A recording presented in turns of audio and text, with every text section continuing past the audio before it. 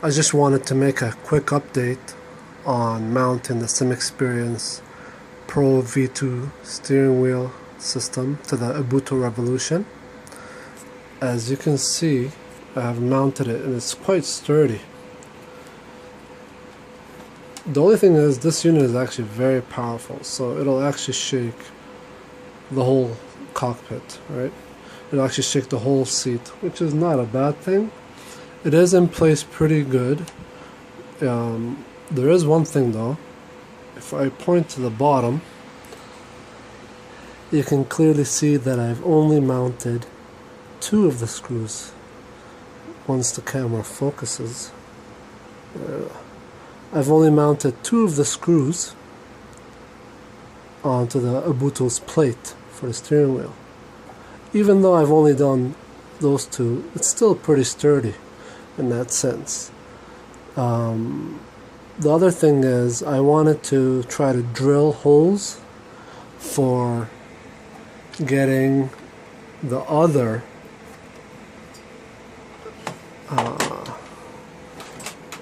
mounts onto the Obutto. Unfortunately, as you can see, there's only the 2 bolts. Unfortunately, I wasn't able to, or didn't really want to mess with it, because I had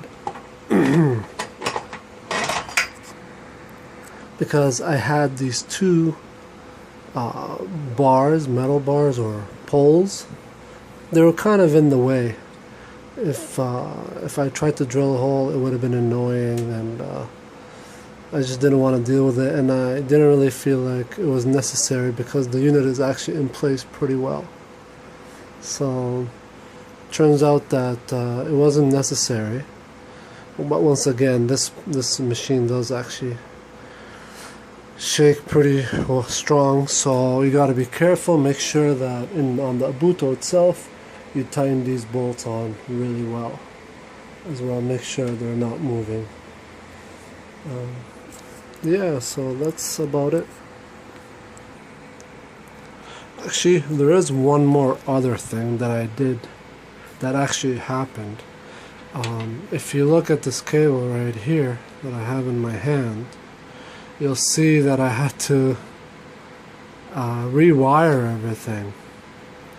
The reason being is because when I was plugging this in to the unit, you have no choice as it wraps around the steering wheel.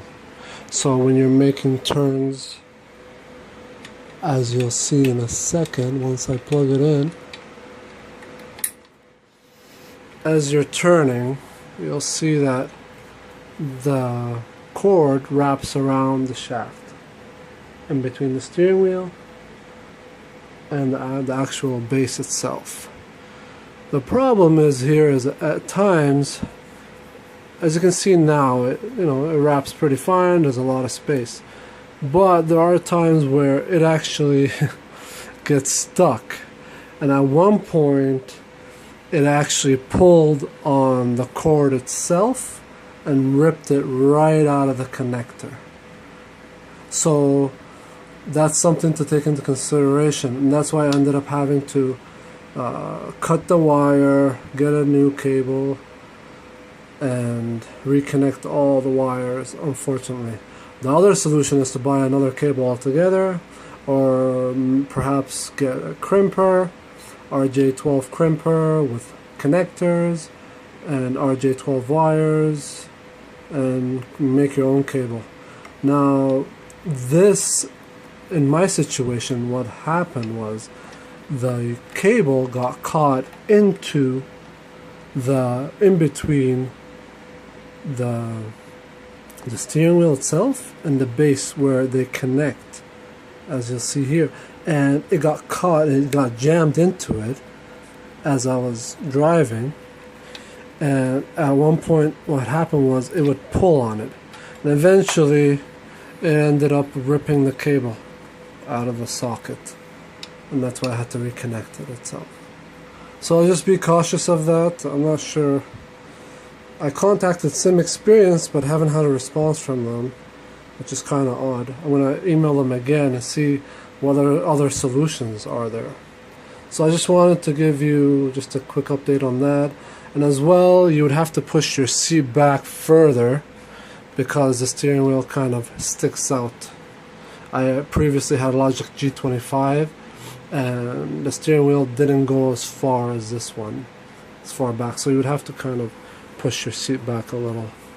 But other than that, it's a great steering wheel. I've been using it with project cars and been having a lot of fun with it. The software is quite intimidating and can be overwhelming at times, but once you get the hang of it and once you start using it, it's very, very powerful when you can make many modifications and adjustments to it. So that's all. Take care.